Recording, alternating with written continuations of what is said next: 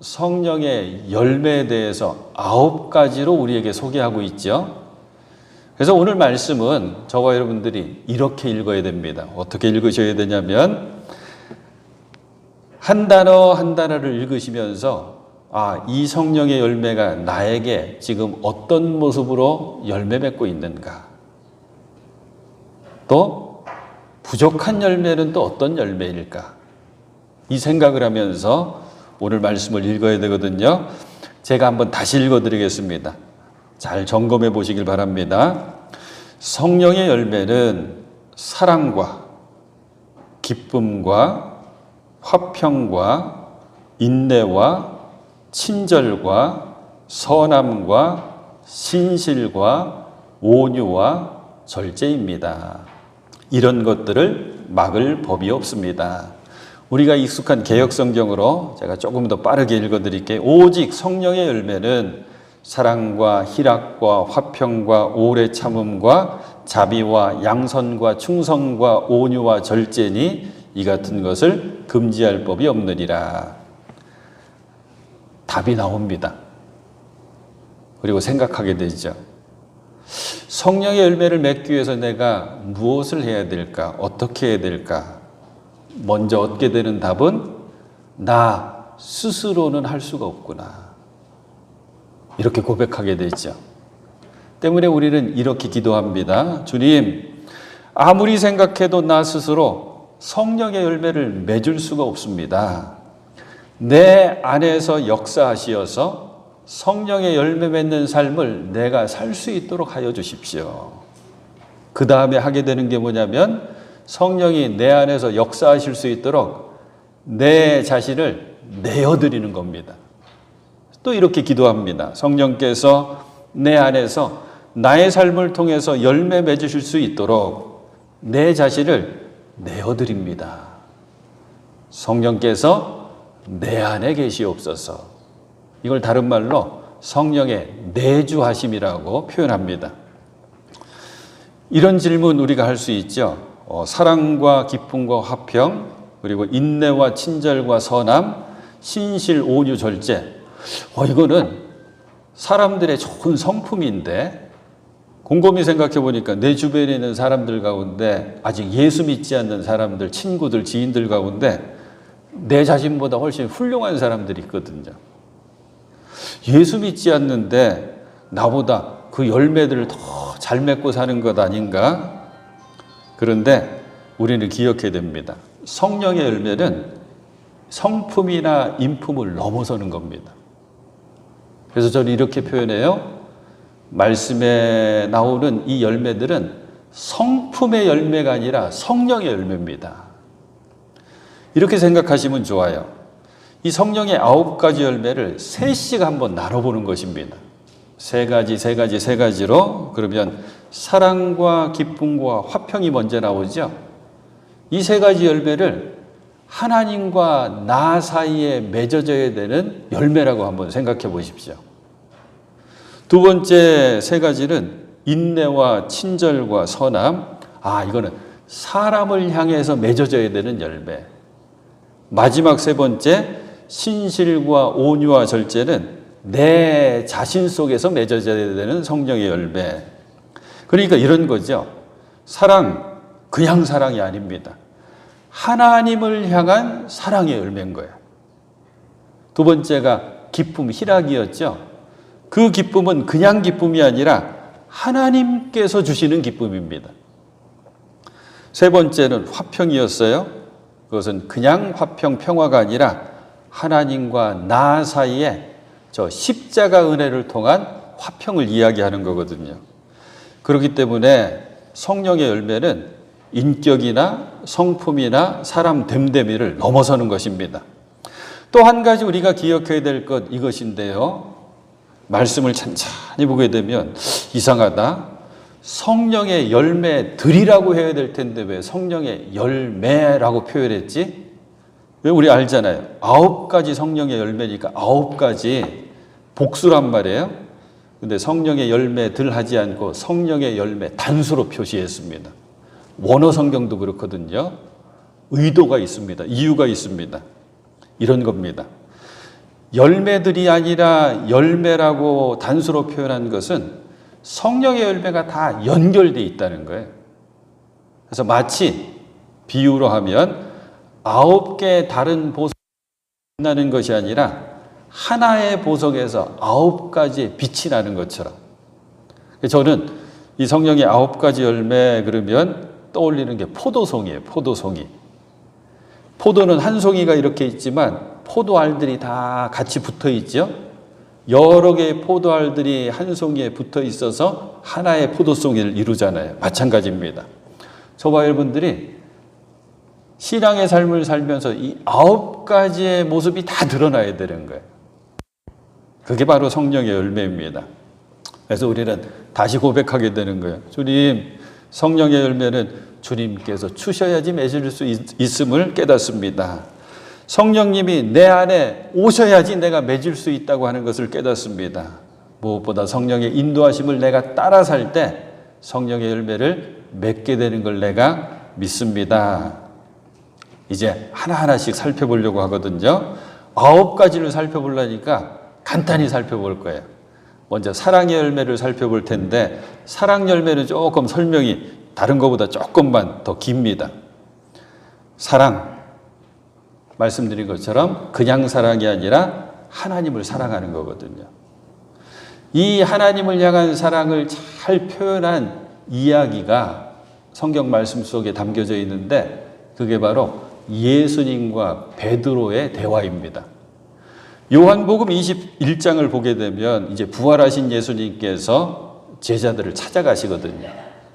다시 업으로 돌아간 베드로가 디베랴 바다, 갈릴리 바다의 다른 이름입니다. 가서 다시 고기를 잡으려고 할 때 예수님께서 먼저 찾아오시고 아침 다 준비해서 같이 함께 드시고 나서 질문을 던지십니다. 똑같은 질문인데 3번 반복하시죠. 여러분들이 다 잘 아는 장면입니다. 요한의 아들 시몬아, 네가 이 사람들보다 나를 더 사랑하느냐? 베드로가 대답하죠. 주님, 그렇습니다. 그러합니다. 내가 주님을 사랑하는 줄을 주님께서는 아십니다.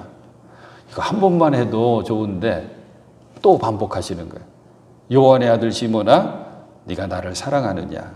주님, 그렇습니다. 내가 주님을 사랑하는 줄 주님께서 아시나이다. 2번까지 다행인데 3번 또 하십니다. 요한의 아들 시몬아, 내가 나를 사랑하느냐? 주님, 모든 것을 아시오매 내가 주님을 사랑하는 줄을 주님께서 아시나이다.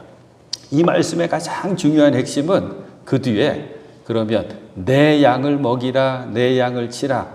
그러니까 내가 이제 너에게 나의 양들을 맡겨줄 텐데 그 양들을 잘 돌보고 잘 인도하는 그 사명 감당해라. 사명 주시는 장면이거든요. 근데 이 예수님과 베드로의 질문과 대답 가운데 이 사랑에 관한 아주 중요한 교훈이 담겨져 있습니다. 우리 성경에는 다 사랑으로 되어 있는데 몇 주 전인가에 살펴봤죠? 헬라어의 사랑은 단어가 여러 개입니다. 예수님께서 시몬 베드로야, 요한의 아들 시몬아, 네가 다른 사람들보다 나를 더 사랑하느냐 할 때 그 사랑은 뭘로 표현되어 있냐면 아가페로 표현되어 있습니다. 베드로야, 네가 나를 하나님의 사랑처럼 조건 없이 끝까지 사랑하는 그 아가페 사랑으로 나를 사랑하느냐 질문하신 거예요. 근데 베드로는 계속해서 뭐라고 대답을 하고 있냐면 주님 다 아시지 않습니까? 내가 주님을 아가페의 사랑이 아니라 친구 간의 우정을 많이 표현하는 필리아의 사랑으로 나 주님 사랑합니다고 대답하는 거예요.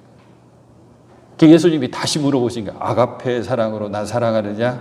주님 아시지 않습니까? 나는 필리아의 사랑으로 주님 사랑합니다. 더 재미있는 게 3번째 예수님께서 요한의 아들 시몬아, 네가 나를 사랑하느냐 할 때는 필리아의 사랑으로 물어보셔요. 베드로야, 너 필리아의 사랑으로 나를 사랑하느냐? 그때 베드로가 대답하는 거예요. 주님 다 아시지 않습니까? 내가 필리아의 사랑으로 주님 사랑합니다. 왜 이렇게 대답했을까요? 베드로는 경험했거든요. 내가 끝까지 끝까지 내가 예수님을 위해서 목숨까지 던지면서 지키겠다고 호언장담했지만 예수님 십자가에 고난받고 돌아가실 때 도망쳤고 그리고 예수님을 3번씩이나 부인했잖아요. 그러니까 베드로의 한계인 거예요. 사람의 한계입니다. 우리의 한계죠. 아가페의 사랑으로 사랑하고 싶은데 그게 안 되는 거예요. 필리아의 사랑으로 주님 사랑합니다. 근데 놀라운 것은 성령이 우리 안에 오셔서 우리가 성령의 인도하심을 따라 살게 되면 나도 모르는 순간 필리아의 사랑을 넘어서서 아가페의 사랑으로 하나님께 고백하게 됩니다.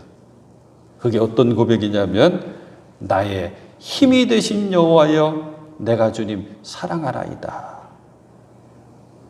이 고백을 하는 순간 나는 성령의 열매, 사랑의 열매를 맺기 시작하는 거거든요.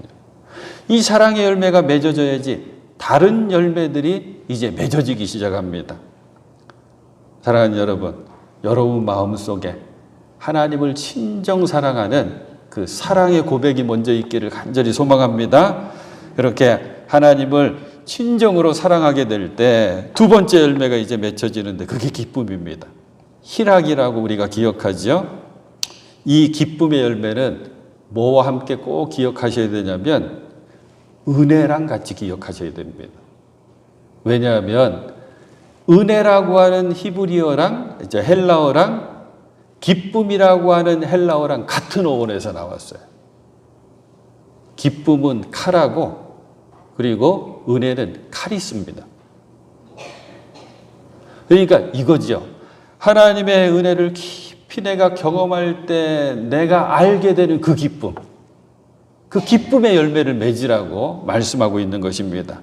그래서요, 성경에 보면 기쁨에 관한 말씀이 등장할 때마다 이렇게 표현됩니다. 주 안에서 기뻐하라. 주님 안에 내가 있으니 주님의 은혜를 경험하는 거예요. 그러니까 주 안에서 기뻐하라. 나의 구원의 하나님으로 인하여 기뻐하리로다. 하나님으로 인해서 내가 기뻐합니다. 그 은혜로 인하여서 내가 기뻐합니다. 여호와로 인하여 기뻐하는 것이 나의 힘이다. 구하라 그리하면 받으리니 너희 기쁨이 충만하리라. 이 주님 주시는 기쁨을 꼭 경험하시는 여러분 되시길 바랍니다. 자, 이제 세 번째요. 하나님과 우리 사이에 꼭 있어야 되는, 내가 맺어야 되는 성령의 열매, 화평입니다. 화평. 화평은 다른 말로 평화가 되는 거고, 다른 말로 평안이 되는 거고, 다른 말로 평강이 됩니다. 다 같은 단어를 그렇게 다르게 그 상황에 맞춰서 번역을 하거든요. 화평, 평화. 이런 거잖아요. 우리 삶 가운데는 많은 파도가 있습니다. 오르락 내리락이 있다는 거거든요. 그걸 부침이라 그러죠. 부침이 없는 인생은 없습니다. 잔잔한 파도 가운데 사는 사람들도 있지만 대부분의 사람들이, 아니 모두가 다 큰 파도를 때때로 겪습니다. 큰 파도를 경량이라고 그러거든요. 경량이 밀어닥치면 부침, 오르락 내리락이 더 심하죠. 정신 못 차립니다. 우리 노권사님들 신방하고 이제 나중에 차 마시면서 이렇게 이야기하면서 제가 슬쩍슬쩍 여쭤봐요. 권사님 젊었을 때 어떠셨어요? 옛날에 어떠셨어요? 그럼 이제 막 이야기를 시작하시면 끝도 없습니다. 마지막에 꼭 하시는 말씀이, 목사님 제가 지금까지 살아온 얘기 다 해드리면 소설책 몇 권입니다. 절대 한 권은 안 나오더라고요. 소설책 여러 권으로 써도 모자랍니다. 인생이 늘 파도를 만나게 돼 있거든요. 그 순간 여러분들은 이렇게 생각하셔야 됩니다. 하나님께서는 나를 지으셨고 나를 늘 인도해 주시고 함께 해 주시기 때문에 나를 잘 아신다를 먼저 고백하셔야 돼요. 하나님은 나를 잘 아신다. 두 번째 꼭 우리가 해야 되는 고백은, 그 하나님은 지금 나에게 몰아닥친 저 큰 파도, 저 큰 문제보다 크시다라고 하는 걸 고백하셔야 됩니다. 그러면 이 고백을 진정으로 하게 되면 어느 순간 그 큰 파도 경량이 잔잔한 물결로 바뀝니다. 놀랍죠? 왜 그러냐면 문제는 안 변했거든요. 문제는 그대로인데 그 문제를 대하는 나의 믿음이었습니다. 이것을 꼭 경험하시길 바랍니다. 이게 화평의 열매입니다. 이제 두 번째는 세 가지를 또 한번 이어서 생각할 텐데, 사람들과 사람 사이에 내가 사람들과 더불어 살면서 맺어야 되는 성령의 열매, 인내가 있고 친절이 있고 선함이 있고, 요게 이제 우리 개역 성경은 요게 이제 번역을 다 다르게 했는데, 오래 참음이 있고 자비가 있고 양선이 있고, 하나하나씩 한번 살펴보도록 하겠습니다. 자, 여기에서 먼저 나오는 오래 참음, 인내는 어떤 환경에 대해서 내가 참아내는 게 아닙니다. 추워요? 그러면 내가 오돌오돌 떨면서 그래도 잘 참는 거. 배가 고파요? 근데 내가 배가 고픔에도 불구하고 잘 참는 거. 이거 환경에 대해서 참는 거거든요. 이 얘기하는 게 아니라 사람에 대한 얘기입니다. 관계에 대한 이야기입니다. 하나님은 오래 참으시는 분이시거든요. 성경에 보면 하나님은 택하신 백성들이 돌아오기를 오래 참고 기다리십니다. 마침 오늘 새벽에 이사야 65장을 봤거든요. 65장의 시작부터 이렇습니다. 나는 내 백성의 기도에 응답하려고 기다리고 있다. 하나님께서 말씀하시는 거예요. 나는 내 백성, 바로 너희들의 기도에 내가 응답해 주려고 기다리고 있다. 누구든지 나를 찾으면 언제든지 만나려고 준비하고 있다. 그리고 말씀이 이렇게 또 이어져요. 저 백성을 맞이하려고 내가 종일 팔을 벌리고 있다. 기다리신 하나님이에요. 오래 참으시고 인내하신 하나님. 이 하나님의 마음이 우리에게도 있어야 된다는 거죠. 누구에게 대해서? 사람들에 대해서. 이 오래 참음의 열매, 인내의 열매도 꼭 맺으실 수 있길 바랍니다. 이제 친절, 자비예요, 자비. 먼저 기억하셔야 됩니다. 떠올리셔야 됩니다. 내가 자비를 베풀어 줄 사람이 있을까? 내가 친절해야 될 사람이 있을까? 그러면 이 성경 구절 함께 기억하셔요. 에베소서 4장 32절. 하나님이 그리스도 안에서 여러분을 용서하신 것처럼, 다시 한번, 하나님이 그리스도 안에서 여러분을 용서하신 것처럼 서로 친절하게 대하고 불쌍히 여기며 서로 용서하십시오. 서로 친절하게 대하고 불쌍히 여기며 서로 용서하십시오. 그런데 그게 어디로부터 오는 거예요? 하나님께서 예수 그리스도 안에서 저 십자가를 통해서 우리들을 용서해 주신 것처럼, 친절하게 대하고 자비로 대하는 것은 먼저 저 십자가를 통해서 용서해 주신 그 용서함의 씨앗이 내게 떨어져야 되는구나. 우리의 마음속에 예수님의 그 용서의 씨앗이 떨어지면 그 용서는 자라서 나무로 커갑니다. 그리고 그 나무에서는 반드시 열매를 맺는데, 그 열매가 바로 친절이라고 하는 열매고 자비라고 하는 열매라고 하는 거죠. 이것도 너무나도 좋은 것이, 그 사람, 내가 자비로 대해야 되고 친절함으로 대해야 되는 그 사람, 내가 때로는 조금 불편하게 생각하는 그 사람은 그대로 있습니다. 안 변했어요. 내가 달라진 것입니다.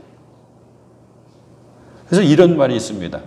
자비라고 하는 성령의 열매는 하나님의 용서하심에 대한 나의 보답이다. 그러니까 하나님께서 저 십자가를 통해서 용서하신 것을 잘 기억하고 있으면 자비함이 생기고 친절함이 나타나는 거죠. 또 사람과 사람 사이에 맺어야 되는 또 다른 열매, 선함입니다. 양선이라고 우리가 기억하지요. 이 선함의 열매는 재미있습니다. 왜냐하면 조금 전에 말씀드린 자비라고 하는 열매, 친절이라고 하는 열매랑 같이 가는 거거든요. 그러니까 자비나 친절은 어찌 보면 지금 내 마음의 상태에 초점이 맞춰져 있다면 이제 말씀드리는 이 선함, 양선이라고 하는 열매는 행동에 초점이 맞춰져 있습니다. 기다리는 게 아니라 찾아가는 거죠. 훨씬 능동적이죠. 그런데 이 선함의 열매는 특징이 있는데 우리가 선함의 열매를 맺기 시작하면 하나님께서 영광 받으신다고 말씀하고 있습니다. 베드로전서 2장 12절 말씀이거든요. 너희가 이방인 중에서 행실을 선하게 가져. 선함의 열매죠. 행실을 선하게 갔는데 어디에서? 세상 가운데서, 이방인 가운데서 너희들의 행실을 선하게 가져서 너희를 비방하는 자들로 하여금, 너희를 악행한다고 비방하는 자들로 하여금 너희 선한 일을 보고 너희의 선한 행실을 보고 오시는 날에 하나님께 영광을 돌리게 하려 함이라. 저와 여러분들이 선한 모습으로 살아가면 하나님께서 영광 받으시는 거예요. 자, 이제 세 가지를 더 살펴봐야 되는데 이 세 가지는 내 안에서 내가 맺어야 되는 열매, 성령의 열매인데 반드시 내 안에서 맺어져야 되는 열매 세 가지입니다. 첫 번째가 신실이고 두 번째가 온유고 그리고 마지막이 절제인데 먼저 신실, 그게 충성이거든요. 충성. 근데 이 신실 충성이라고 하는 이 열매는 꼭 뭐랑 같이 기억하셔야 되냐면 믿음이라고 하는 것이랑 같이 기억하셔야 돼요. 왜냐하면 이거 역시 어원이 같습니다. 그런데 맞아요. 믿음이 어떤 게 귀한 믿음인가 볼 때는 변덕 부리지 않아야 됩니다. 흔들리지 않아야 됩니다. 한결같아야지 그게 굳건한 믿음 그리고 귀한 믿음이거든요. 마찬가지로 신실함이나 충성도 두 마음이 되면 안 됩니다. 신실은 오직 한 마음으로 한결같이 해야 되는 거거든요. 아, 내 안에 신실의 열매, 충성의 열매가 있어야 된다. 온유의 열매는 이게 재밌죠. 이 뜻 자체가 훈련되어서 잘 길들여진 성품이 온유입니다. 영어로는 더 재밌어요. 젠틀입니다. 젠틀. 그러니까 우리가 그냥 유한 사람들 얘기할 때 아유 온유한 사람 그러는데 그것보다 더 깊은 뜻이 있습니다. 여러 가지 힘이 있고 능력이 있지만 잘 훈련되어서 아주 비춰지는 모습이 보이는 모습이 아주 부드러운 모습. 에스겔 선지자가 그래서 이런 말씀을 우리에게 주십니다. 에스겔 36장 26절의 말씀. 새 영을 너희 속에 두고, 성령이죠. 새 영을 너희 속에 두고 새 마음을 너희에게 주되 너희 육신에서 굳은 마음을 제거하고 강팍해져서 딱딱하게 굳은 마음을 싹 제거하고 부드러운 마음을 줄 것이며 온유한 마음을 줄 것이며 내 영을 너희 속에 두어 너희로 내 율례를 행하게 하리니 너희가 내 규례를 지켜 행할지라. 내 심령이 내 마음이 온유해야 되는구나. 우리의 심령이 딱딱해지면 굳어져 있으면 이 말씀의 씨앗도 떨어져서 열매 맺을 수가 없는 것처럼 내 심령이 성령을 통해서 부드러워져야 된다. 온유해져야 된다. 온유의 열매도 꼭 맺으시는 여러분 되시길 바랍니다. 자, 이제 마지막입니다. 절제. 오늘 우리가 말씀을 시작하면서 제가 이렇게 시작했잖아요. 이 말씀을 읽을 때는 한 단어 한 단어, 이 성령의 열매 9가지를 한 단어 한 단어 생각하면서 내가 이 열매를 맺고 살고 있는지 생각해 봐야 되고 부족한 열매가 뭔지 자꾸 생각해 봐야 됩니다. 점검해 봐야 됩니다. 그런데요, 너무 재미있는 것이 제가 여러분들 따로 만나가지고 한번 이걸 진지하게 여쭤보잖아요. 그러면 대부분 답이 같습니다. 성령의 9가지 열매를 쭉 여러분들이 떠올리시면서 나 이게 부족하다 그러면 요 2가지가 꼭 많이 나오는데 그게 바로 먼저 살펴봤던 오래 참음, 인내가 부족합니다라는 말씀 많이 하시고 절제 부족합니다라고 하는 대답 많이 하십니다. 여러분만 그런 게 아니라 저도 마찬가지예요.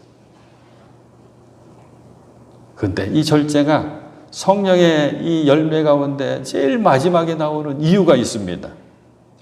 절제가 없으면, 절제 열매가 없으면 앞에 살펴본 앞에서 제가 말씀드린 이 8가지 앞의 열매가 맺을 수가 없어요. 맺혀져도 오래 가질 않습니다. 떨어져 버립니다. 그래서 절제 열매가 맨 마지막에 나와서 사랑의 열매로 시작되는 성령의 열매를 다 엮어주고 지켜주는 것입니다. 사랑하는 여러분들의 신앙생활 속에 이 절제 열매도 꼭 있으시길 바랍니다. 자, 이제 말씀을 간단히 한번 정리해 볼게요. 저와 여러분들은 성령의 인도하심을 따라 살면서 반드시 성령의 열매를 맺으면서 살아야 됩니다. 열매들이 아니라 성령의 열매를 맺으면서 살아야 됩니다. 근데 우리는 압니다. 내 힘으로는 부족하다. 아니, 내 힘으로는 안 된다. 그러면 우리를 주님께 내어드려야 됩니다. 주님 내 안에 역사하시고 내 안에 내주하여 주시어서 주님 영광 받으시고 주님 기뻐하실 수 있는 성령의 열매를 맺게 하여 주시옵소서.